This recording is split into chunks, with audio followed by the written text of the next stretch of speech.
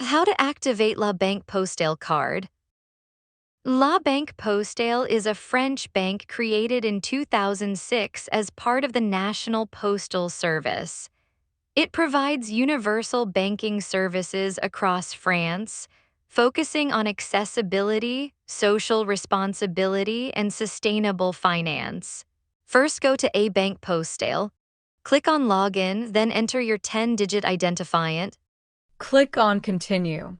When the dashboard of your bank account is loaded, click on the checking account for which you received the card.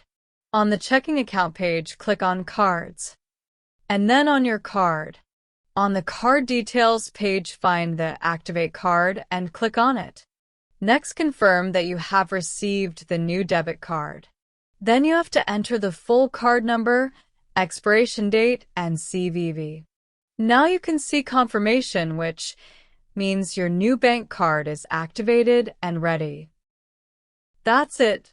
Thanks for watching.